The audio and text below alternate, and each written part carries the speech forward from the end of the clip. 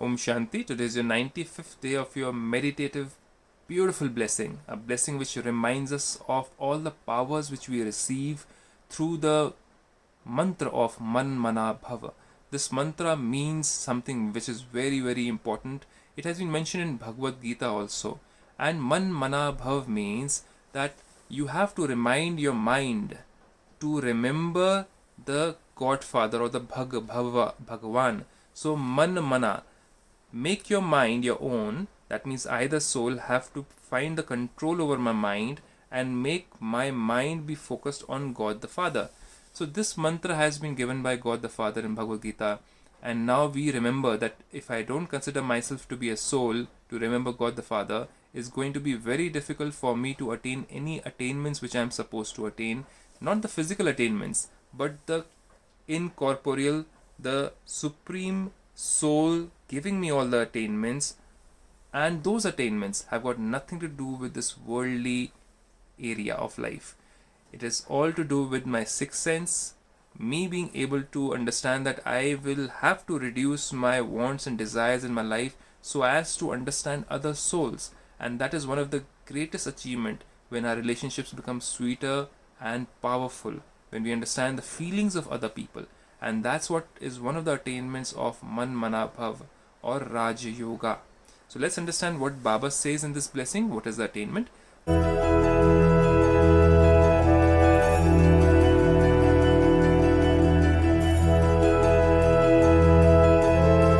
Baba says, may you become an embodiment of success by understanding the feelings in each one's mind.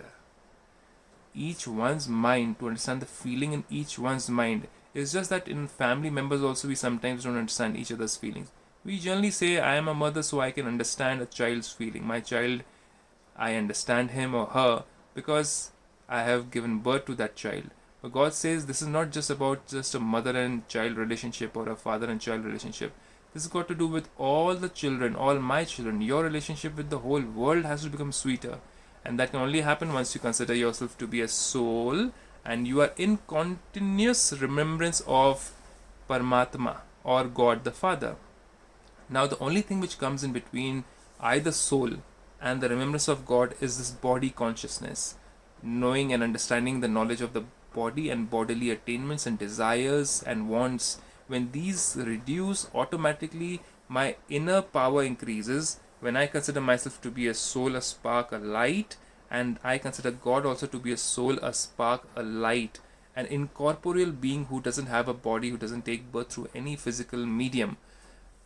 And that's the time my connection is perfect. Just like in a radio station, the receiver can only receive the connection if you're not barring or if you're not stopping the signals to come from the satellite till the receiver. Now you can jam those signals. Now the jammer over here is this body consciousness, which jams a signal. I, the soul, cannot connect with God the Father if I'm in body consciousness throughout the day. So that's what we learn in Raj Yoga meditation. That for me to attain those attainments of, or the siddhis of becoming soul conscious and opening my sixth sense to understand other people's feelings, what is going to happen in the future, I need to be soul conscious and not body conscious. So Man Mana Bhav is that mantra which helps us to understand that I have to consider myself to be a soul in order to be in remembrance of God the Father throughout the day and do karma yoga. While working, I'm in remembrance of God. So Baba says in explanation, the children who remain stable in the stage of Man Mana Bhav, soul remembering supreme soul, can know the feelings in the minds of others. Imagine the power which you attain through this. But this Man Mana Bhav or Raj Yoga has been taught by many other organizations. But what exactly is Raja Yoga? It means that I, the soul, am the Raja or the king of all my five senses. If my five senses are being attracted by worldly desires, my eyes, my ears, my mouth, my tongue, my skin, if all these things are getting attracted to worldly things, then automatically I, the soul, become powerless and my connection with God is reduced.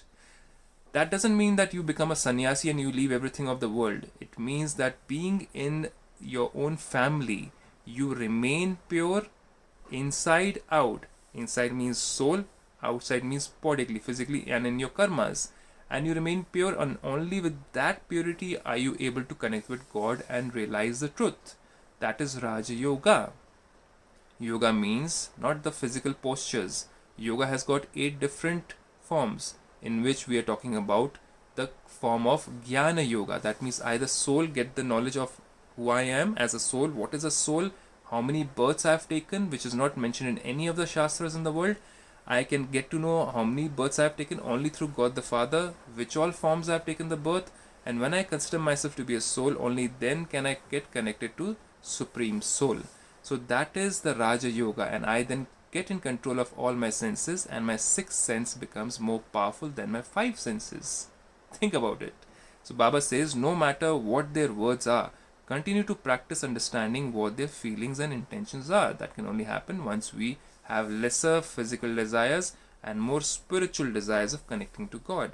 So Baba says, no matter what their words are, continue to practice understanding what their feelings and intentions are. By understanding the feelings in each one's mind, you will be able to fulfill their needs and desires for attainment. Now, what attainment are we talking about? Not worldly attainments that we're supposed to give them some luxury or some gifts so that they feel happy. No, people are tired of the worldly attainments because they still feel that having all the money around also doesn't bring them peace. So what is the method of peace? You can only tell them that once you know whether they need peace or they need love or they need happiness. The jewels of knowledge have been given by God the Father in Brahmakumaris, and we share all those jewels with you, provided you are also ready to become soul conscious and transition from body conscious. Once you are tired of body conscious or bodily attainments and bodily achievements, that's the time when the soul has become tired and doesn't feel happy even after having all those desires fulfilled. That's the time the soul starts looking inwards, and that's when the journey of soul consciousness starts. So then Baba says, by understanding the feelings in each one's mind, you will be able to fulfill their needs and desires for attainment. But if I've got my own desires, worldly desires, how can I even understand what the other soul wants? So then Baba says, through this, they will become eternal effort makers. Once you give them peace and love and happiness, or the method of attaining that, that's the time you'll be able to understand their feelings, and you'll be able to give them the right things, the right medicine, by being the right doctor for the soul. And that's how they will continuously be in touch with God the Father. They'll understand the value of doing Raja Yoga, and then they will be continuously in contact with Supreme Being. Then in a short time you will see great success in service. This service of providing souls with happiness and peace and love and many more things. Instead of being an effort maker, that means you are trying too hard to help other souls, you will become an embodiment of success automatically without having any effort. Think about this. This is an immense power of Raj Yoga, where you can understand other souls' condition, what do they need, what do they lack, and you can contact them telepathically and help them out on a daily basis by energizing your sixth sense and reducing your 5 senses. So now I leave you with this beautiful Vardhan. Think about it, practice it, stay safe at home, be blessed today. Om Shanti.